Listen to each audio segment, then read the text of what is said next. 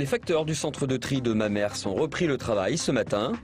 Cécile Duflot battait la campagne des cantonales en Sarthe pour Europe Écologie Les Verts. Enfin, visite des réserves du musée de TC au Mans. Les postiers de Mamers ont repris le travail ce matin après plusieurs jours de grève. Les négociations avec la direction ont repris ce matin à 7 h. Ils ont obtenu des recrutements en CDD pour combler les vacances de poste et une augmentation de leurs primes. Retour à la normale de la distribution du courrier dans les 38 communes du centre de tri de Mamers.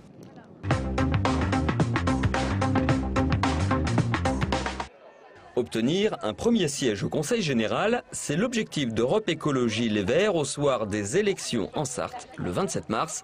Pour les y aider, Cécile Duflot, secrétaire nationale, a battu avec les candidats le pavé du marché des Jacobins ce matin au Mans. Et en cette fin de campagne, le marché, c'est un endroit très prisé. Rencontre ici avec le chef de file de l'UMP départemental, Jean-Marie Jeuveau. Tentez de vous convaincre de voter pour vos candidats au canton. Ça va peut-être un peu difficile quand même. Petit salut amical du candidat socialiste à Coulennes, le maire Christophe Rouillon. On serre des mains, on distribue des tracts, on explique son programme avec un argument qui ressort, l'opposition d'Europe Écologie Les Verts à la ligne grande vitesse. On l'a dit très clairement, aujourd'hui la priorité c'est améliorer le réseau secondaire, ça n'est pas essayer finalement de trouver des nouveaux marchés pour les grandes entreprises, c'est faire en sorte que tous ceux qui, avec l'augmentation du prix de l'essence, vont avoir de plus en plus de mal à pouvoir même aller travailler et les moyens de trouver des transports en commun de proximité, y compris dans les zones rurales. C'est vraiment un enjeu extrêmement important pour nous. Une campagne sur le terrain de la proximité aux accents politiques, c'est le sens de la venue de Cécile Duflot. Un grand écart apparent, plutôt une complémentarité pour les candidats qui assument eux-mêmes ce va-et-vient.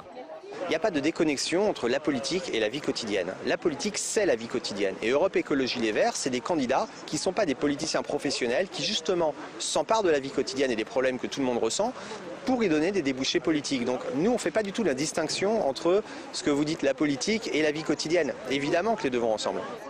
Fin du séjour sartois de Cécile Duflot en début d'après-midi. Elle était attendue en Loire-Atlantique où un autre thème l'attendait, celui de l'aéroport de Notre-Dame-des-Landes.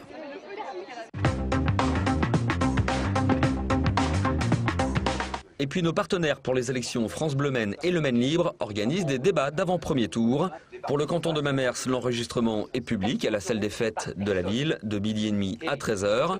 Idem pour celui de Beaumont, l'enregistrement aura lieu aux mêmes horaires à la salle des loisirs et de la culture. Enfin, l'enregistrement pour le débat sur le canton de Montfort-le-Génois aura lieu à la salle polyvalente entre 12h30 et 13h. Retrouvez ces débats sur France Bleu Maine et dans le Maine Libre.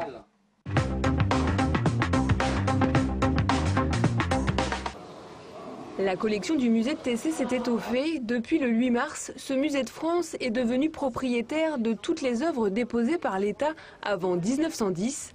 Ces dépôts, ce sont les collections dispersées dans les musées de France après les saisies révolutionnaires. Une fierté pour les conservateurs, bien qu'en réalité, ça ne change pas grand-chose.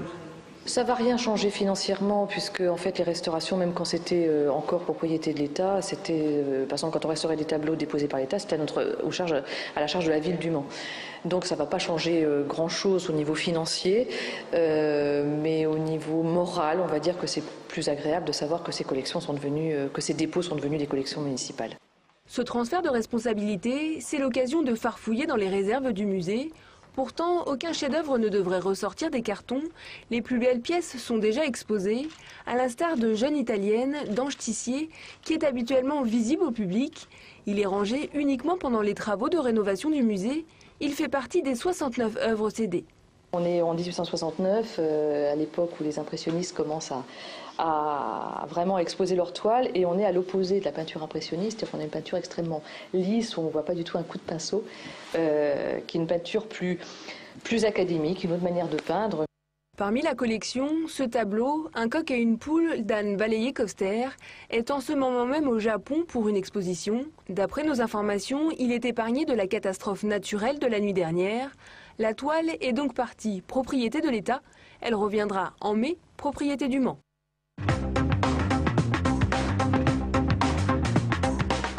Idée de sortie à Saint-Symphorien samedi et dimanche avec une rencontre culturelle et familiale, du théâtre, de la musique et un repas convivial dès 18h30 samedi et midi dimanche. Au programme, un spectacle pour enfants autour de l'arbre et puis le cirque avec Maurice Amadeus Razard. Enfin le théâtre avec Espèce de solo, entrée 7 €.